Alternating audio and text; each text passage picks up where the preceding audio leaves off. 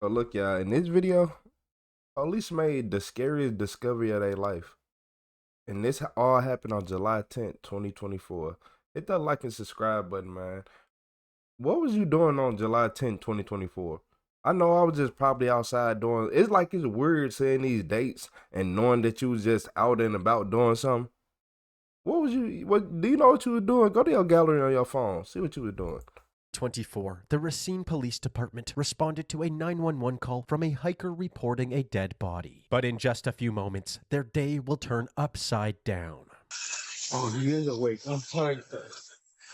This gentleman here saw you were in medical distress. Oh, really? Yeah. Hell no. No? Whoa, hey, buddy. No, drop the gun. Drop it.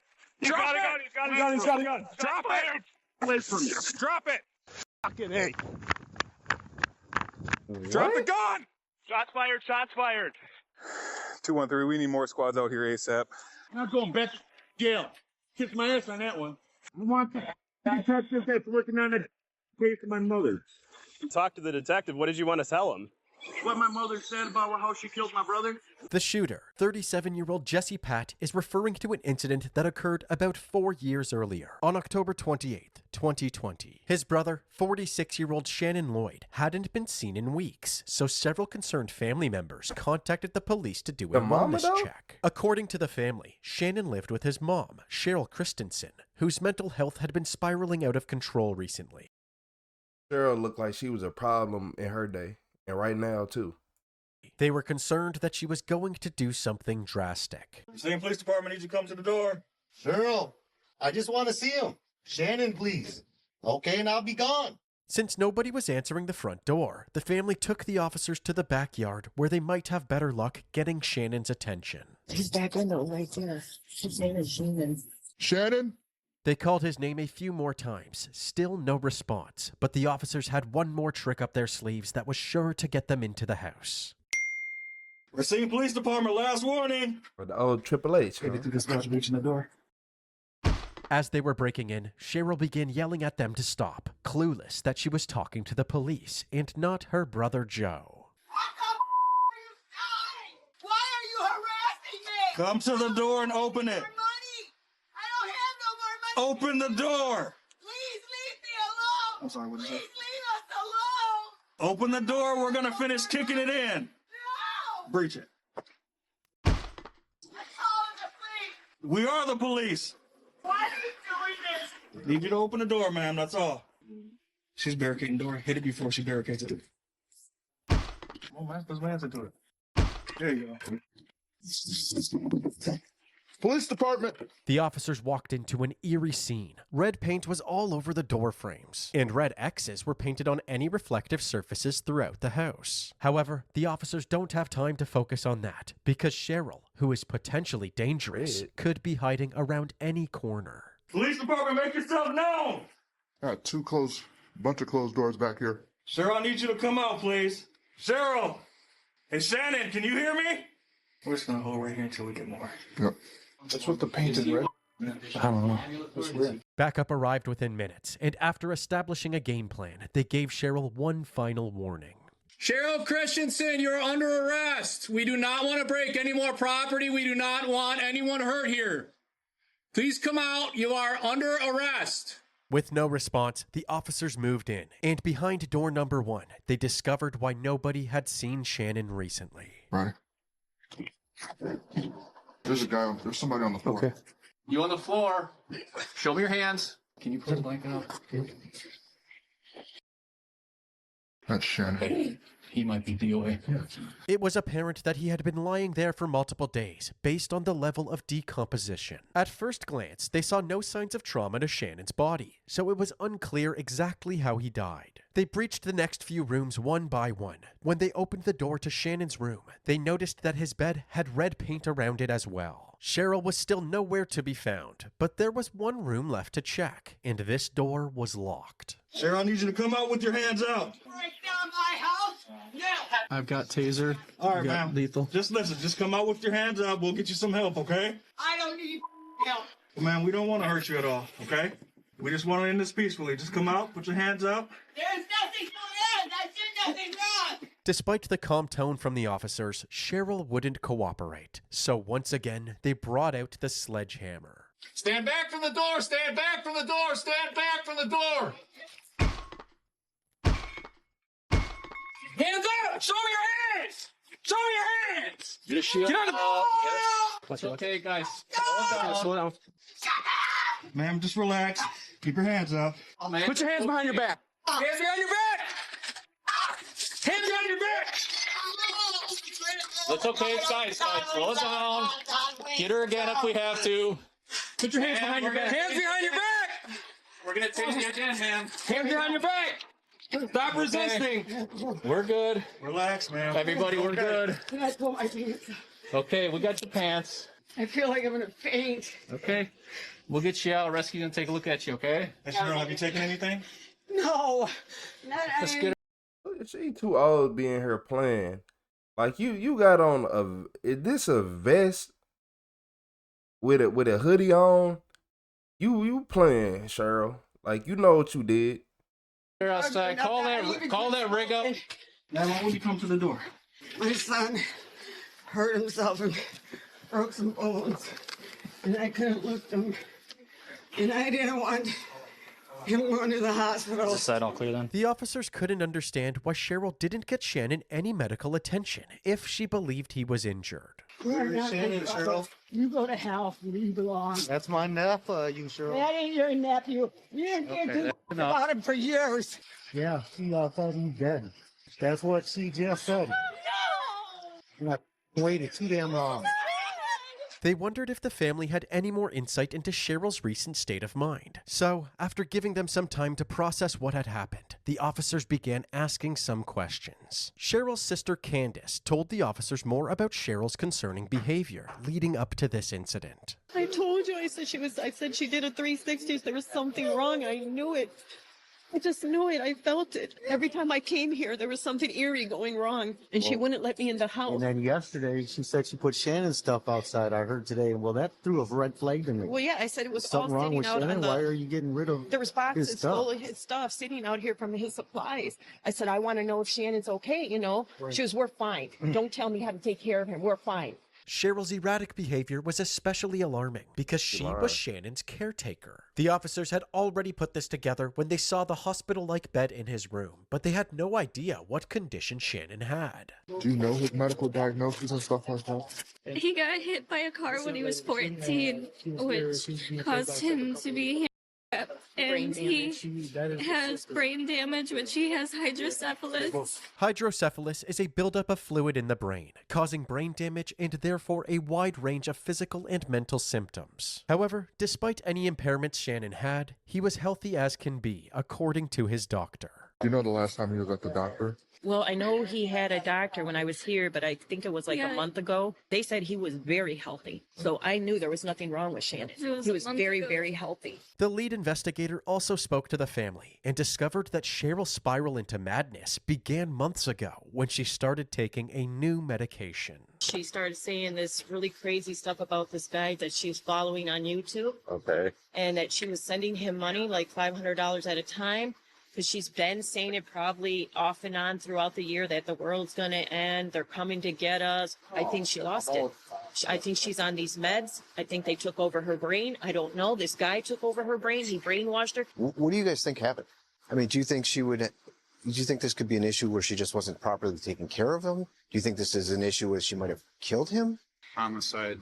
She's made comments of, if she goes, she's taking him with her. The investigator wondered if Cheryl's obsession with this spiritual preacher and the end of the world had anything to do with the red paint all over the house. It seems to kind of be a lot of the reflective surfaces, like TVs, pictures. I think it's something with maybe with demons. They decided that the best person to probe for answers was Cheryl herself, who at the time was being escorted into an interrogation room. Okay, we'll be with you in 1 second, okay? I didn't do a damn thing. So I get treated. Shot in the back. I was busted into. I wanted my son to go in peace. The son of a bitches wouldn't let it happen.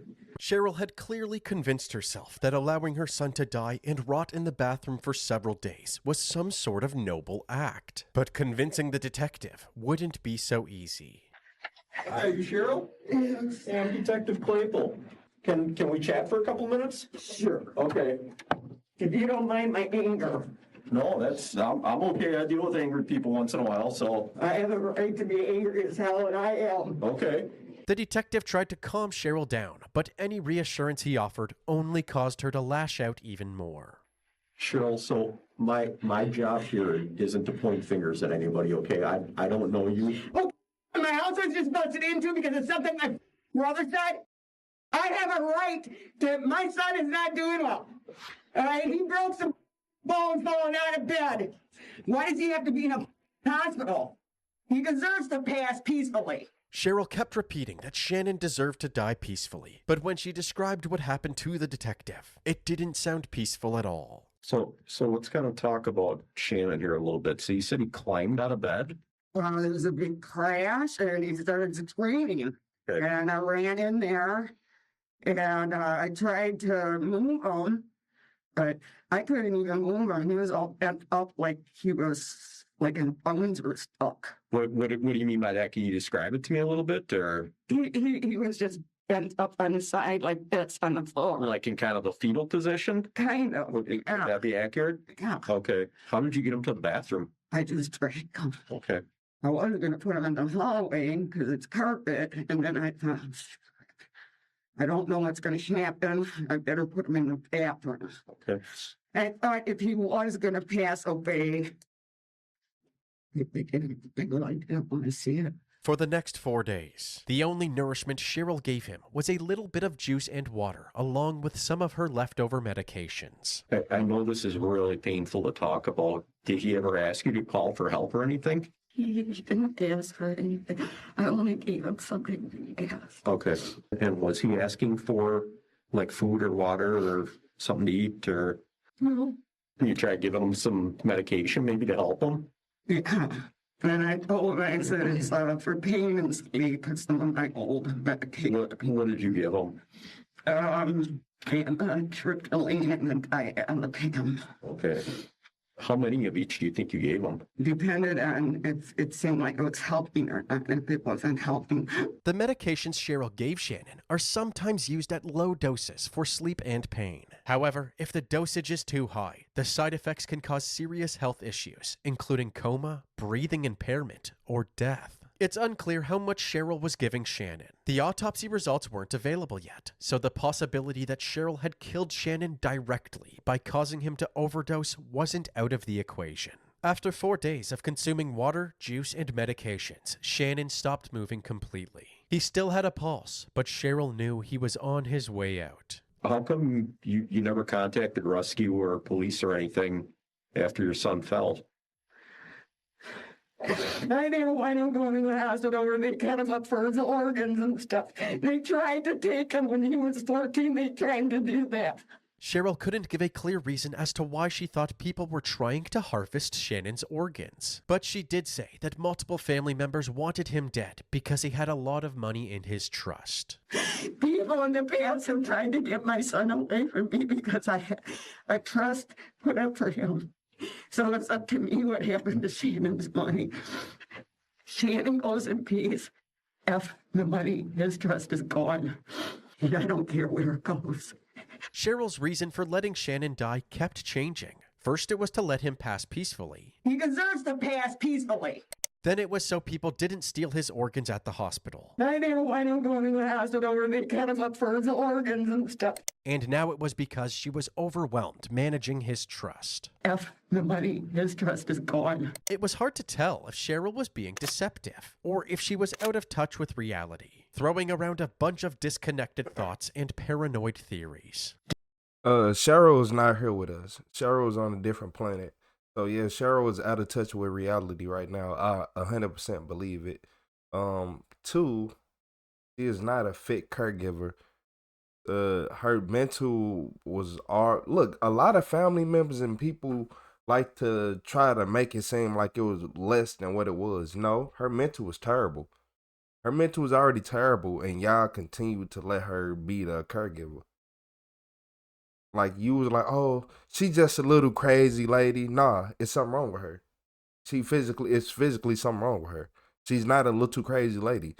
Well, no, she is really a little crazy lady now that I think about it. Literally, a little crazy lady. It ain't like the way you thinking you're playing. No, she's not playing. Do you believe that there was like Red paint everywhere? any kind of like evil spirits or demons or anything like that inside your house? Something was going on. Something was going on? Yeah. I couldn't see it. I don't know what the heck it was, but it was some kind of bad energy. So did you paint the mirrors and stuff and like the threshold of your door? Was that? That represents the blood of Jesus against evil spirit. Okay. Although Cheryl had obvious signs of severe mental decline, she seemed to know exactly what she was doing every step of the way and had no remorse for letting Shannon die. So the detective stepped out of the room and an officer stepped in to handcuff her. Cheryl was charged with negligently subjecting an individual at risk to abuse causing death, a Class C felony with a maximum fine of $100,000 and a maximum sentence of 40 years in prison. Cheryl pled not guilty. What'd she do to your brother? Left his ass next to the because he was like that. Shoved pills down his throat and everything else for 5 days. Then he died and then left his body there for 5 days next to the. That's horrible. Yeah. And everybody was like, oh man, your mom's just psychotic and this and that. He didn't eat that bar of soap for a reason. He sat there and put the bar of soap inside of his mouth so she would stop putting pills in his mouth. I lost my. She told me straight on out, she goes, I wish I had somebody there to help me while Shannon passed away. I said, bitch, he would still be alive today. He would still be alive today. I want the detective that's working on it. To my mother. The police now understood why Jesse was angry and why he wanted to speak to the detective working Cheryl's case. But they didn't understand why it took 4 years for Jesse to have a meltdown like this. However, when they looked into his mom's case file, they discovered that another major incident happened at her house just 2 days earlier. On July 8th, 2024, emergency services were called to a fire at 2624 West Crescent Street. No, wait, well, hold on. Cheryl was found not guilty of that? Or was they still going to court about it? Or why is she at home? No. Go knock on the door. Do you know if they're home? It better Do not they be have a Cheryl. car? They better No be cars? playing. Okay. The fire department went inside the house, and while they were extinguishing the fire, one of the neighbors approached the officer standing by. You know the whole story with her kind of mad. She was the one who let her son die in her house. That's right, your fellow policeman didn't tell you. Cheryl was currently out on bond awaiting her trial, so they worried that she was still inside the house. Moments later, the fire chief received disturbing news from the firefighters inside the home. Yeah, 4061 dispatch. We'll need an investigator out here. We got one party deal with. Investigator Craig Claypool, the lead detective in Cheryl's case, arrived at the scene. You remember this one? No, I don't think I had anything to do with that woman. I did. Because I had charges for homicide on her, so. After getting caught up to speed by the firefighters, they all went inside the house. When you showed up, you could see fire like right where all on the ground right there. Okay. We sprayed that, like there was zero visibility, and then when we were hitting that, then we could see her here. Okay. Although the body was almost unrecognizable, investigator Claypool was able to identify the body as Cheryl. The fire seemed to come from multiple sources, suggesting that someone had intentionally lit the house on fire. There's a couple of smoke detectors over here that are on the ground as well. Just, okay, as a heads up. Doesn't look like there's batteries in them. In the basement, there appeared to be even more sources that caused the fire, further supporting the theory that this was a case of arson. Look at all the damage we got under these cords here. Yeah. It's just weird. Man, we got all kinds of burns through underneath here. Yeah. Just weird. What made this especially strange was that Cheryl's body was in the middle of the living room, far away from any of the exits, almost as if she didn't even try to escape the fire. I still don't know how you don't wake up to like the smell. I don't know. When the medical examiner arrived and inspected Cheryl's body, they discovered that she had 4 gunshot wounds to the head. The detectives immediately launched a homicide investigation, and while they tried to figure out who was responsible for this, Cheryl's family members, who happened to live nearby, approached the officers outside looking for answers. It's my sister's house. Is my nephew here? We haven't found anyone besides Cheryl. We're still figuring that out right now. Okay. My nephew stays usually in the basement here. Okay. We're still trying to figure everything out right now, but we'll let you know. Just would you mind just kind of staying kind of by that tree over there? The officers eventually circled back to them and gained some crucial insight into who might have done this and the killer's potential motive. I lived in Arizona for 10 years, and I just moved back 2 years ago. And when I moved back, that's when I found out all the details about how my cousin died and all that. You know, everybody started saying, oh, Aunt Cheryl went crazy. She killed Shannon. The issue here that I'm having right now, because of this now, is telling me this got to do with money. I was told Shannon, because of his car accident, he had millions of dollars. So recently there was a court hearing and money was handed out to each one of the kids. So they were all each given a portion of that money, and I don't know how much they were given. Well, all of a sudden she started texting me the other day saying that money that she gave her son Jesse, Pat is his last name, she said that he blew it and then he called her crying for more money. So Jesse, Pat, who's her son, he was the last one to have contact with her. Because she said because he's kind of like on the streets, she said he was staying with her on and off. That's what she told me. But then she started saying stuff to me like, I'm in danger, I might die, they might kill me. I don't know, I really think this needs to be investigated, not just investigated. Already, the police had their first suspect, none other than Jesse Pat. They gave Jesse's full name to dispatch and learned that he was currently out on parole for an unrelated incident. But when they contacted his parole officer, they realized that finding him wouldn't be very easy. Hi, this is Detective Nikolai with the Virginia Police Department. I'm looking to talk to you about Jesse Pat. We're trying to locate him to talk to him. Do you know when last time you saw him was? Okay. And he doesn't have a phone that you're aware of or anything? Investigators spent the next 2 days trying to track Jesse down, but made no progress, until that random hiker stumbled upon him out in the field. I sat there and I lived inside that house and everything else for 3 months with that bitch. 3 months. She finally got used to me a little bit and told me some things, man. Nope. Yeah, I lost my... I shot her. Put 4 rounds of a 45 in her ass. And I set the house on fire. But first, before I set the house on fire, I let her body rot inside that house for 7 days. Just like what she did to my brother. Minus the 45 round. While Jesse was venting, the police set up a drone to watch his every move from above. He's claiming the gun behind him, but he said it's only going to end one way. I don't think he's going to agitate his left arm starting to move towards the back of his body.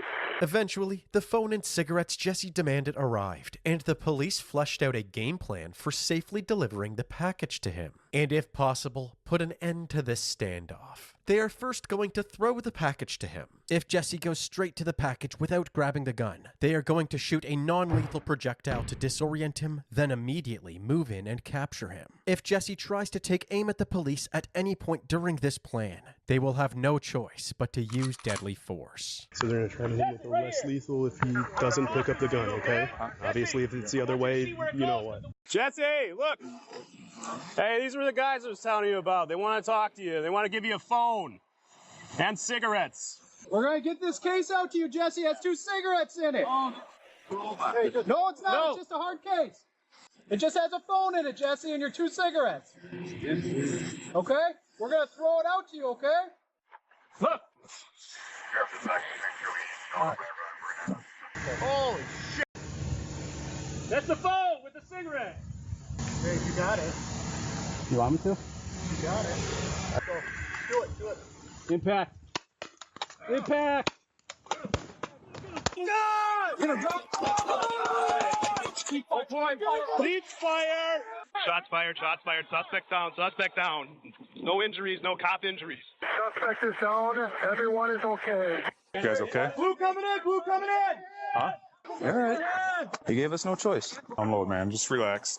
All right. I only fired my rifle. Yeah, you're good. You okay? Yeah. All right.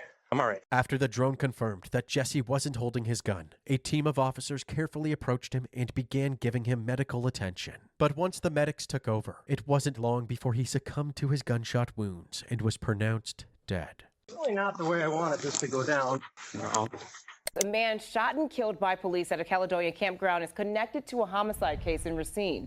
Wednesday, police shot and killed a 37-year-old man at Cliffside Park after a standoff.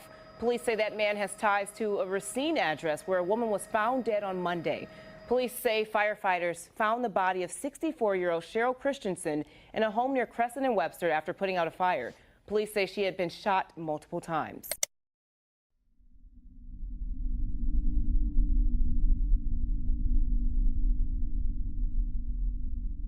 It's crazy. Kill her mom, right? She just wanted money. She wanted money.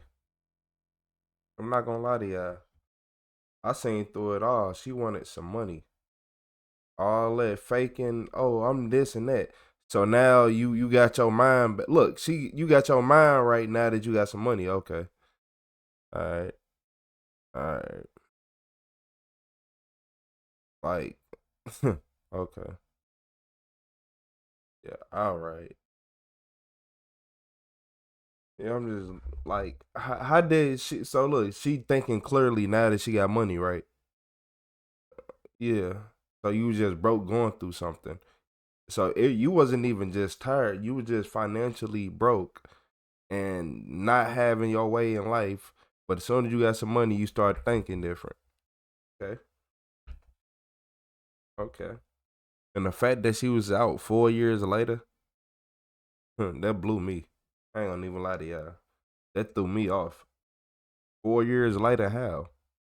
What did she like? How? What in the Houdini did she pull to get off 4 years later? Well, to be out 4 years later in general, and then not only that, what Houdini move did she pull to still get some of the money? What? How? You accused of killing somebody and they still give you the payout, the life insurance payout, or yeah, all like, huh? It don't make sense to me. But she was just a bad parent. Hey, and RP to the people who need to say that have RP behind their name. That's all I'm gonna say. Cause YouTube gets saying stuff. I ain't say nothing, but I'm saying a lot though. Some people don't deserve stuff. Hey y'all, hit that like and subscribe button, man. We still got some more crazy videos, but this one right here, nah, this made me mad. This made me mad.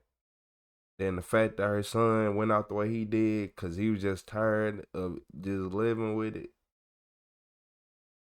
Yeah, hit that like and subscribe button.